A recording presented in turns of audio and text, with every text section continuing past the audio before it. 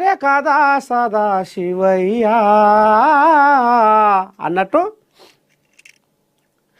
ఎటు చూసినా నీ రూపేనయ్యా శ్రీనయ్యా, మాకు ఏదైనా ఆపతి వస్తే నువ్వే గదయ్యా, నీకే చెప్పుకుంటామయ్యా అని ఇవ్వ మోతాదు సంచులల్లా ఆ కాగితాలు వేసుకుంటారు.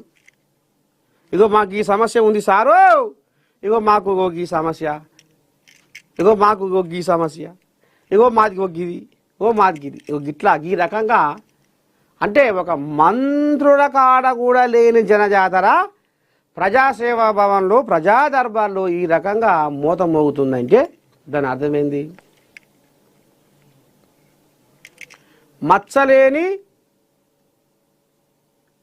అచ్చమైన స్వచ్ఛమైన మనసు గల్లోడు, సువిశాల హృదయం గల్లోడు,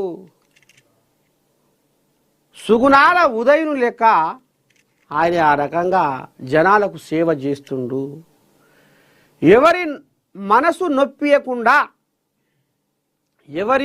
నొప్పియకుండా అమ్మా, అక్క, చెల్లె, అన్న, తమ్మి, చిన్న, కన్నా ఈ రకంగా ఆయన మాటల్లో ఆ ఆప్యాయత కనపడుతున్నది. ఆయన మాటల్లో ఆ ఆప్యాయత కనపడి ఆ రకంగా జనాలకు వాళ్ళ సమస్యలకు పరిష్కారం దొరుకుతుంది. కాబట్టి ఇవాళ వందలాది మంది ప్రజా దర్బార్లో వాళ్ళ సమస్యలు పరిష్కారం అవుతున్నాయి, వాళ్ళ సమస్యలు తక్కువ అవుతున్నాయి. కాబట్టి అట్లా జాతర నడుస్తుంది ప్రజా దర్బార్లో. ఇక వచ్చిన జనం ఖాళీగా పోవద్దు, కడుపు నింపుకొని పోవాలనేదే మరి ఈయన కంకణం కట్టుకుంటూ. అందుకే ఆయన వచ్చిన ప్రతి మనిషికి కడుపు నిండా బువ్వ పెట్టి మళ్ళా ఆ భోజనం కూడా నాణ్యమైన భోజనం, ఆషామాషి భోజనం కాదు, నాణ్యమైన భోజనం పెట్టి అన్నదాత సుఖీ భవ అని పబ్బతి పట్టి దండం పెట్టి ఆయనకు దీవెనార్తి అందించి పోతురు జనం. ఇంత రామసకదనంగా ఆయన సేవలో ముందు నడుస్తూ అన్నదాన పంపిణీ కేవలం ఆహార సరఫరా కాదు, అది మానవతా విలువల వికాసానికి ప్రతీక. కంది శ్రీనివాసరెడ్డి ఇది ఒక బాధ్యతగా కాక ఒక ఆత్మీయ కర్తవ్యంగా భావించి కొనసాగిస్తుండడం ఎంతో హర్షణీయము. అతని సేవా మనోభావం, సమాజం పట్ల ఉన్న ప్రేమ,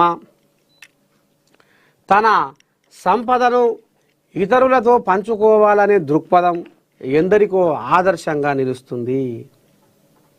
నిస్వార్థంగా పేదలకు ఆకలితో అలమటిస్తున్న వారికి ఉచితంగా అన్నదానం చేస్తూ మానవతా విలువలను చాటుతున్నారు. అన్నం పెట్టడం అంటే కేవలం ఏదో ఓ ముద్ద ఇచ్చినట్టు కాదు, గుండె నిండా మంచి సంకల్పంతో తన నిత్యాన్నదాన కేంద్రంలోనే ఒక వ్యవస్థను ఏర్పరిచి నడిపిస్తున్న మహానుభావుడు కంది శ్రీనివాసరెడ్డి. ఆకలి తీర్చుకోవడానికి వచ్చిన వారికి శుభ్రమైన ప్లేట్లు. ప్లేట్లు అంటే గుర్తుకొచ్చింది, ఆయన ఒక మాట అన్నాడు మొన్న పోతే, ఈ పేపర్ ప్లేట్లు ఉంటాయి కదా, పేపర్ ప్లేట్లల్లా ఆ ఉడుకుడుకు ఉడుకుడుకు కూర వేసుకుంటే ఇక అందులో ఉన్న ఇప్పుడు అంతా ఇక మరి అంతా కెమికల్ కథ నడుస్తుంది కదా, అవి రిలీజ్ అయ్యి జనాలకు మళ్ళా ఆరోగ్యం దెబ్బతినకుండా స్టీల్ ప్లేట్లు సంపాదించి పెట్టిండు వాళ్ళ కోసం. అబ్బా, అసలు మైపాల్ యాదవ్ అయితే పరిశాన్ అయిపోయిండు. ఏం తాత, అరే పేపర్ ప్లేట్లు కూడా పెట్టకుండా వందల స్టీల్ ప్లేట్లు తెప్పించి, అంటే ఈ రకంగా అసలు ఎంత ఆయనకు పేదల పట్ల సమాజం పట్ల ఎంత అవగాహన ఉన్నది, ఎంత మానవత్వం ఉన్నది ఆయన గుండె నిండా. ఇట్లాంటి మనిషిని నేను ఏడ చూడలేదు తాత. ఓడిపోయినాక కూడా ఎమ్మెల్యేగా కొద్దిపాటి తేడాతోటి ఓడిపోయినా కూడా జనాల కోసము ఇంత సేవ చేస్తుండంటే నిజంగా పబ్బతి వచ్చును మైపాల్ యాదవ్.